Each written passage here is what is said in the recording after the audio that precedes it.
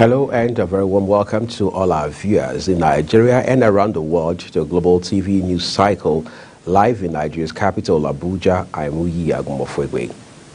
Education Minister Tahiru Mamman and Minister of State for Education Yusuf Tanko Sununu have said that the most important way of tackling out-of-school children phenomena is to give adequate attention to adult education, emphasizing that educated adults are more prone to educating their children.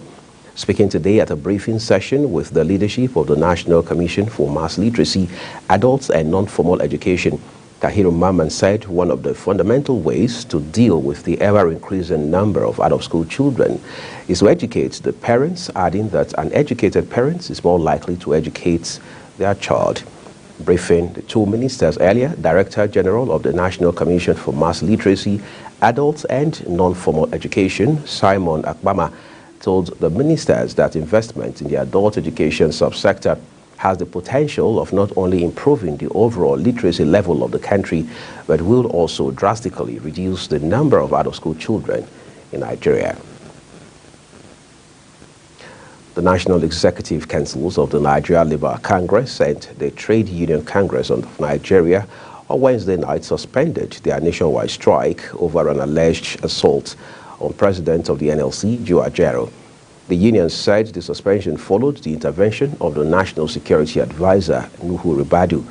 However, the organized private sector, OPS, and the maritime operators carpeted the NLC and TUC over the industrial action, stating that it was ill-timed and misconceived. The OPS, comprising critical players in the economy, noted that the strike would affect the federal government's ability to meet its yearly revenue targets.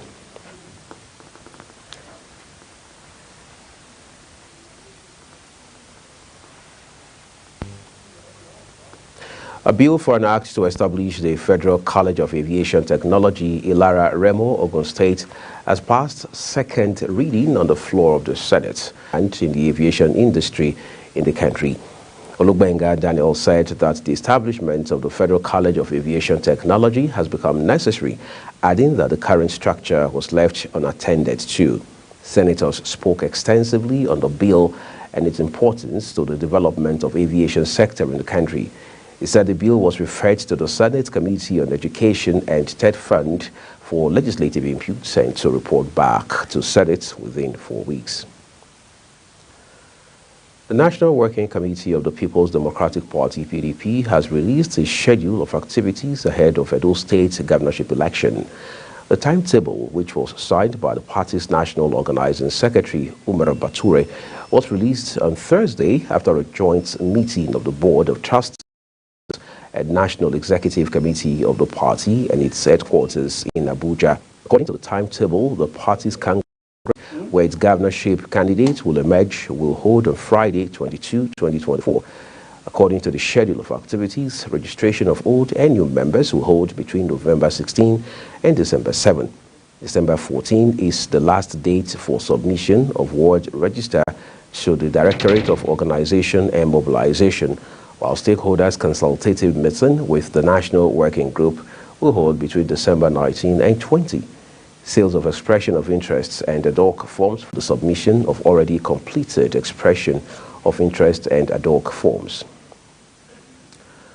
The Court of Appeal sitting in Abuja has reserved judgments in an appeal by Abdullahi Sule of the All Progressives Congress APC, seeking to upturn a tribunal decision that nullified his election and declared David Ombungadu of the People's Democratic Party, PDP, winner of the Nasarawa State governorship polls. A three-member panel headed by Justice Uchechukwu Oyemenam made this known after parties in the matter. Counsel to Sule urged the court to set aside the tribunal decision for lacking in merits. He argued that the tribunal refused to take the submissions of their witnesses during the tribunal hearing and that data from the Beaver standard at the tribunal were merely dumped and the data were not analyzed as evidence. On his part, Kanu Agabi, counsel to Ombungadu and the PDP, urged the court to affirm the tribunal decision and dismiss the appeal, describing the evidence standard to aid same as being merely documentary. With respect to the beavers, Agabi argued that it was sufficiently demonstrated in the tribunal with the printouts from the machine tendered, faulting the argument that they were merely dumb. Mbugadu, PDP, electoral body INEC and the APC are the first to fourth respondents in the appeal. Swabra Usman, Global Television News, Abuja. The Nigerian Air Force says it's committed to enhancing its safety management systems across all its units, with special focus on operational and engineering units. Chief of the Air Staff, Air Marshal Hassan, while declaring open the year 2023 NAF Safety Review Board's SRB meeting earlier today at NAF headquarters Abuja. He noted that safety management in the force is a major priority and core function in view of the technical and complex nature of assigned tasks and roles of the service. Earlier, the NAF Chief of Standards and Evaluation, Air Vice Marshal Michael Onyembashi, noted that the SRB is designed to discuss and review issues related to safety policies and regulations, as well as allocate resources for enhanced safety standards in the NAF. He also revealed that the board is expected to provide appropriate directives and guidelines that would ensure the entrenchment of a positive safety culture within the Nigeria Air Force. The Global Alliance for Incinerator Alternatives has called on leaders to tackle the plastic pollution crisis and issues affecting individuals and communities' health and rights. The Alliance made this known in a press statement released on Wednesday ahead of the third session of the Intergovernmental Negotiating Committee, INC, on plastic pollution, which begins this week to negotiate a global plastic treaty. Featuring representatives from a coalition of civil society organizations, the CSOs called on their leaders to urgently address the plastic crisis. The Alliance noted that with the problem escalating to massive proportions, the INCs stand as a decisive turning point in the battle against plastic pollution. According to the Alliance, the negotiations are not only an opportunity to address environmental concerns, but also to tackle issues that affect the health and rights of individuals as well as communities. In addition, the Global South is advocating a comprehensive set of crucial measures. Director General of the National Youth Service Corps, NYSC, Brigadier General Yushau Dogara Ahmed, has warned Corps members to avoid every form of misconduct that may lead them into trouble during their service year. He added that violators of NYSC bylaws and other laws of the country will be sanctioned appropriately.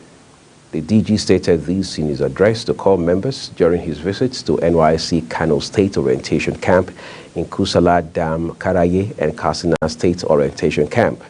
While congratulating them on the successful completion of their courses of study, he added that improper dressing in NYSC uniforms attracts sanctions. While presenting the camp situation report to the DG, NYSC Kano State Coordinator Ajia Halima Abdulkarim Abubakar said the Corps members have all exhibited high level of honesty, dedication to duty, and unalloyed loyalty to the scheme. Let's take a look at stories from the south of Nigeria now. Residents of Calabar have expressed deep concern that the rise of insecurity in